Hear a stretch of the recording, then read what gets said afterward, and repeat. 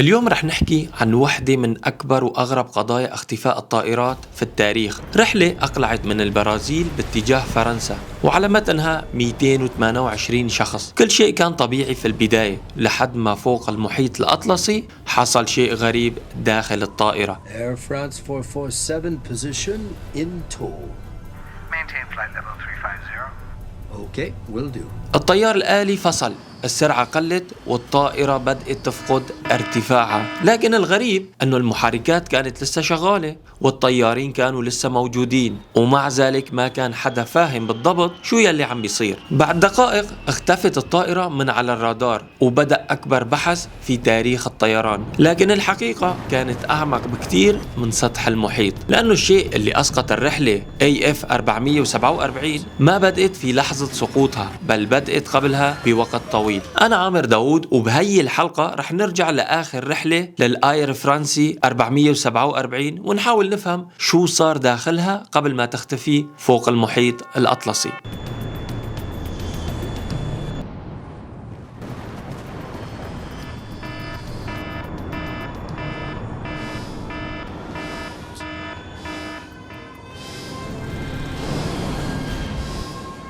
في ليلة 31 مايو 2009 في مطار ريو دي جانيرو كانت رحلة آير فرانسي 447 تستعد للإقلاع باتجاه باريس. 228 شخص كانوا عم يصعدوا للطائرة، 216 راكب منهم مدنيين و12 من أفراد الطاقم. حقائب تخزنت والأبواب انقفلت وكل واحد كان عم يفكر بالوصول مو بالرحلة نفسها. الطائرة وهي من طراز ايرباص A330 كانت وحدة من الطائرات الحديثة اللي المفروض انها تقضي ساعات طويلة فوق المحيط بدون ما يكون في شيء استثنائي. وبعد وقت قصير أقلعت الرحلة، أضواء ريو بدأت تختفي خلفها والطائرة ارتفعت تدريجيا فوق المحيط.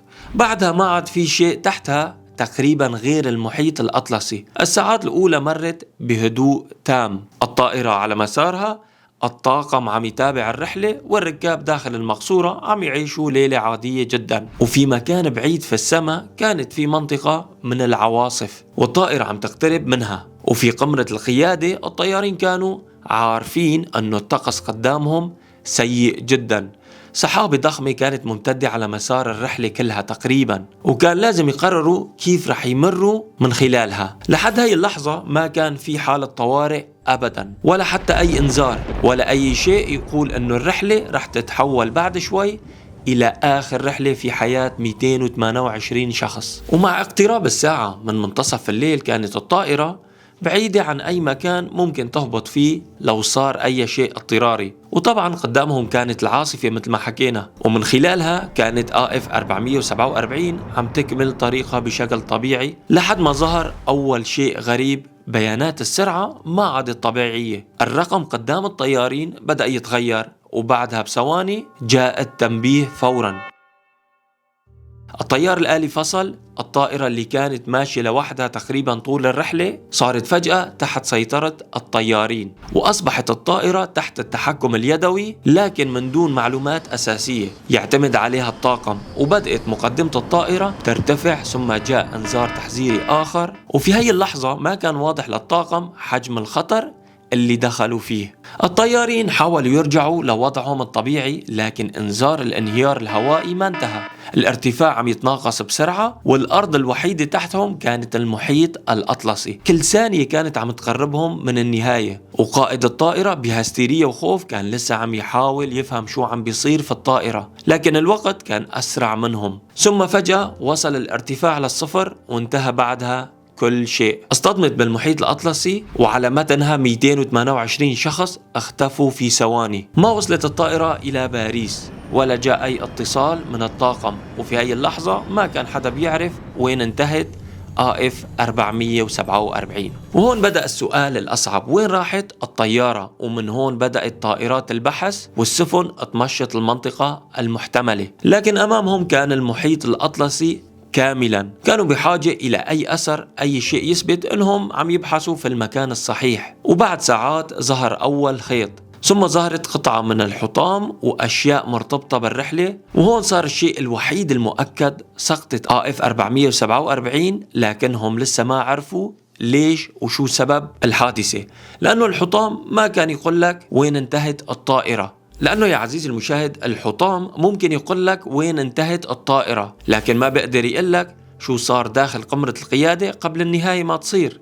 وكان في شيء واحد فقط ممكن يجاوب على هذا السؤال الصعب، وهو الصندوق الأسود. بعد فترة من البحث كان عندهم الحطام وكان عندهم دليل أن الطائرة سقطت، لكن أهم شيء ما كان موجود هو الصندوق الأسود، الجهاز اللي ممكن يحمل آخر أصوات الطيارين وآخر البيانات اللي سجلتها الطيارة قبل ما تختفي. لو لقوه ممكن يعرفوا كل شيء، مين شو قال، شو اللي صار قدام الطيارين، وإمتى بدأت الأمور تخرج عن السيطرة.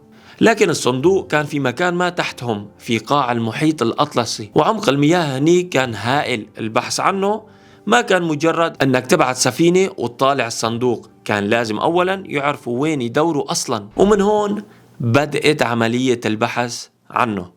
سفن في البحر، طائرات فوق المنطقة، وأجهزة بتحاول تلتقط أي إشارة ممكن تقودهم إلى الصندوق. وكل يوم بيمر والحقيقة بتضل مدفونة في الأسفل، ومن هون بدأت الإشارات تختفي، والوقت كان عم يمر، والبطاريات اللي داخل أجهزة تحديد موقع الصندوق ما رح تضل شغالة للأبد. يعني حتى لو كان الصندوق موجود هنيك مثلا، كان في شيء آخر لازم يسبقهم وهو الوقت، كان لازم يوصلوا قبل ما يصمت تماما. مرت أيام ثم أسابيع مشان تتحول العملية من بحث عن طائرة إلى بحث عن شيء صغير جدا بيحمل سر سقوط الطائرة. وهيك وفي 6 مايو 2010 وبعد مراجعة تسجيلات صوتية قديمة من حملة البحث الأولى، أعلن الباحثين عن معلومة ممكن تغير كل شيء. مصدرين للصوت لهم خصائص بتشبه إشارات منارات الصندوق الأسود، يعني ببساطة كان ممكن يكونوا أخيرا عرفوا مكانه لو كانت الإشارات فعلا من الصندوق. وفي 7 مايو تحركت فرق البحث إلى المنطقة وبدأوا يمشطوا قاع المحيط من جديد، ويوم ورا الثاني من 7 إلى 12 مايو كانوا يدوروا عن أي شيء، قطعة حطام، إشارة، الصندوق نفسه أو أي دليل آخر. لكن كل ما كان الفريق يقترب من المكان كان المحيط يعطيهم نفس الإجابة: لا شيء، ولا حطام، ولا صندوق أسود، ولا حتى دليل واضح أنهم كانوا في المكان الصحيح. والأسوأ من هيك أنه الإشارات اللي قادتهم إلى المكان ما كانت كافية لتقول وين الحقيقة، لأنه الإشارات طلعت قديمة جدا لمكان الصندوق، ومرة تانية اختفت الإجابة في قاع المحيط. لكن هاي المرة ما كان الفشل الأخير، البحث استمر منطقة ورا منطقة، وقاع المحيط كان لسه يخفي الحطام. مرت أسابيع عزيزي المشاهد، ومرت الشهور، وبدأت الرحلة تتحول إلى ذكرى بالنسبة للعالم.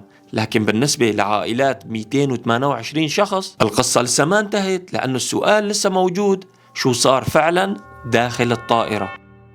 ومع مرور الوقت صار واضح أنه الإجابة ما رح تجي بسهولة، كان لازم يرجعوا للمحيط مرة تانية من جديد، ومرة ثالثة، وحتى مرة رابعة، لحد ما أجى أبريل سنة 2011، يعني بعد سنتين، بعد ما يقارب السنتين من اختفاء AF 447. ظهر شيء مختلف هاي المرة. فرق البحث عثرت على أجزاء رئيسية من الطائرة في قاع المحيط الأطلسي، ولكن هاي المرة ما كانت قطعة حطام طايفة على السطح، يعني أجزاء من الطائرة مجتمعة في مكان واحد. وأخيرا صار عندهم دليل ومعلومات ما كانت موجودة سابقا. وبعد قرابة السنتين عزيزي المشاهد، الحقيقة اللي كانت مدفونة تحت آلاف الأمتار من الماء صارت أخيرا في أيادي المحققين، ولأول مرة ما عادوا مضطرين يسألوا شو ممكن يكون صار. كان بإمكانهم يسمعوا بنفسهم آخر دقائق للطائرة AF 447.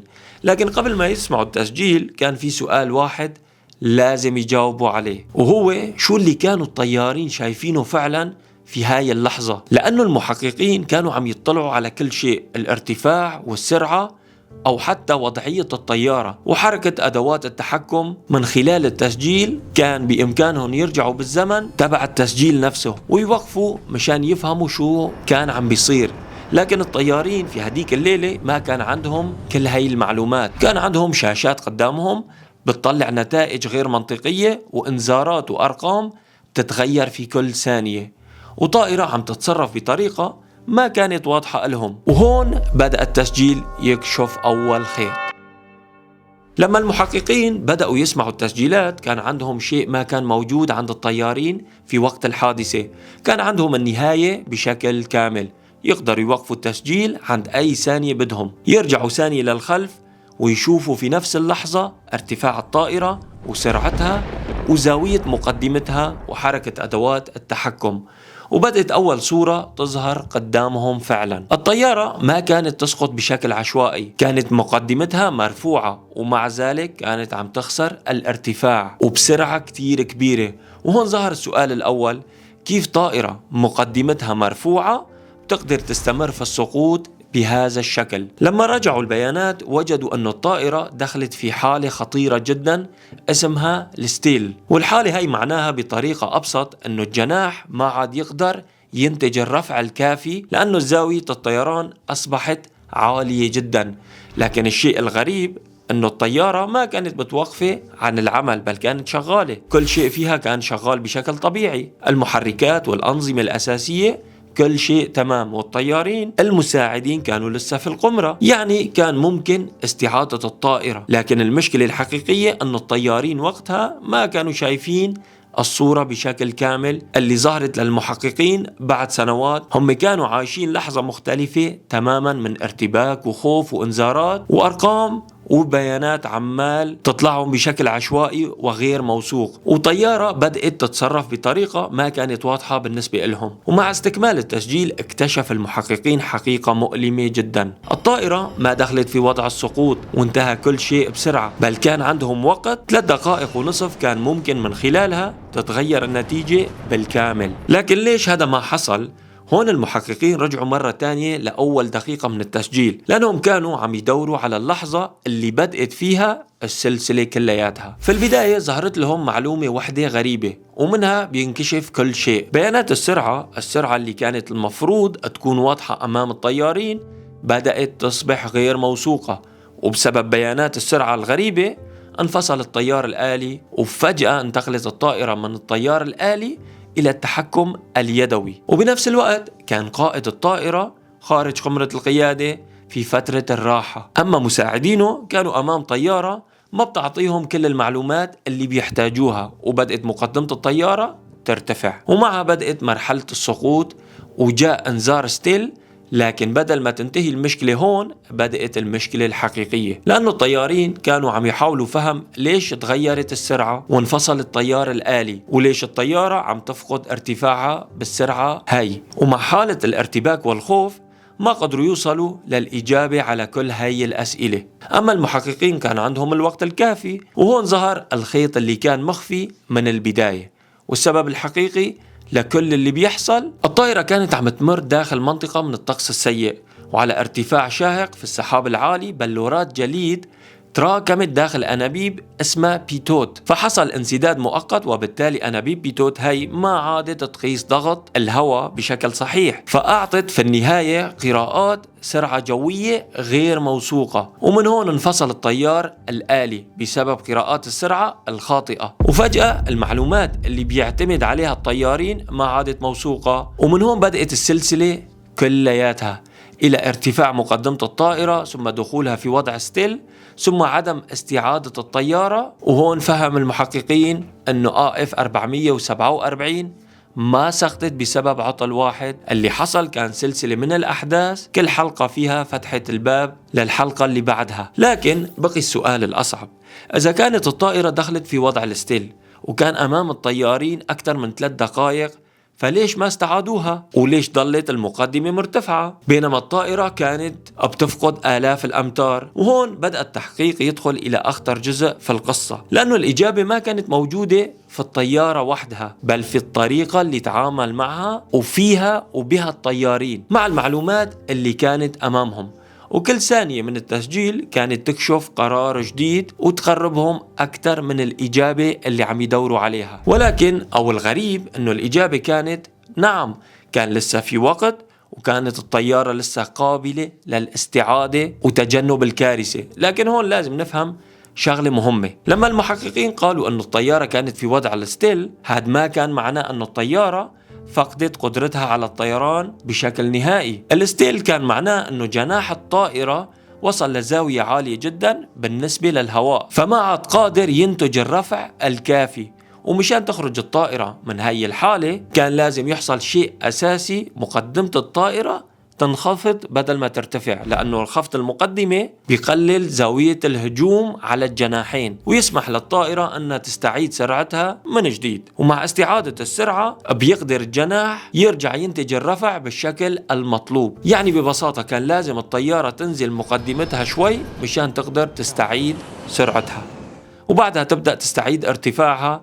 لكن هون كانت المشكلة، الطيارة كانت في وضع الستيل ومو قادرة تستعيد السرعة بالشكل المطلوب. وهون بدأ المحققين يسألوا السؤال الأصعب لحد الآن: ليش الطيارين ما خفضوا مقدمة الطيارة وخرجوا من وضع الستيل هاد؟ هون الحقيقة اللي بنكتشفها بعد هيك أن الطيارين وقتها ما كانوا شايفين الصورة بالشكل الكامل اللي ظهرت للمحققين بعد سنوات.